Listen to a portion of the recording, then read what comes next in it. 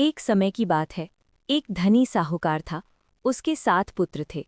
6 पुत्र परिश्रमी और कमाने वाले थे, परंतु सबसे छोटा पुत्र कोई काम नहीं करता था। चैत्र मास में आस चौथ का पावन व्रत आया। घर की सभी बहुएं मिलकर आस माता की पूजा करने बैठीं। बड़ी बहू ने कच्चे सूत में पिरोली हुई मोतियों की सुंदर माला पहन रखी थी। छोटी बहू का नन्हा बालक उसकी गोद में खेल रहा था। खेलते खेलते उसने बड़ी बहू की माला खींच ली और माला टूट गई। सारा घर मोतियों से भर गया।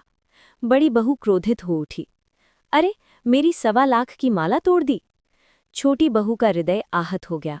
उसने अपने पति से कहा, जब तक आप कमाएंगे नहीं तब तक हमारा सम्मान नहीं होगा। जाइए, आस माता की शरण में जाइए और परदेश जाकर परिश्रम कीजिए। पति ने माता का स्मरण किया और घर से निकल पड़ा।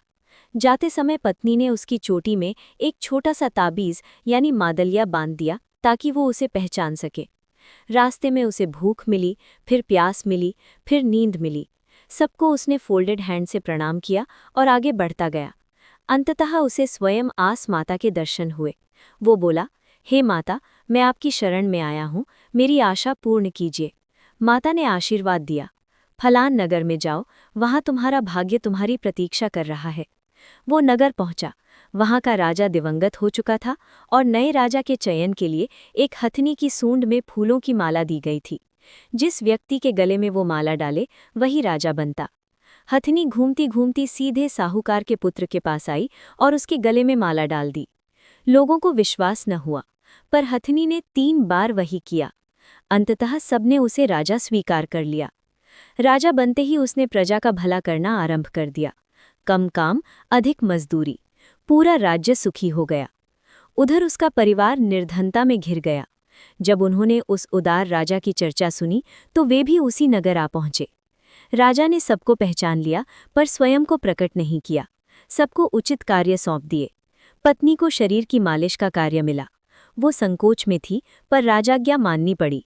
जब वो तेल लगा रही थी तभी उसकी दृष्टि उस ताबीज पर पड़ी। उसकी आंखों से आंसू बह निकले। राजा ने पूछा, क्यों रो रही हो? वो बोली, मेरे पति की चोटी में भी ऐसा ही ताबीज बंधा था, न जाने वे कहाँ है। राजा मुस्कुराया, मैं ही तुम्हारा पति हूँ।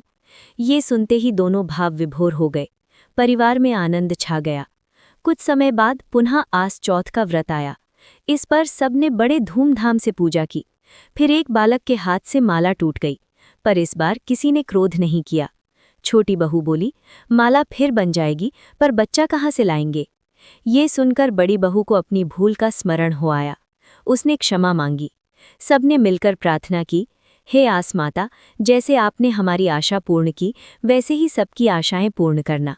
अधूरे को पूरा करना और जो पूर्ण है उसे और समृद्ध करना। बोलिए आस माता की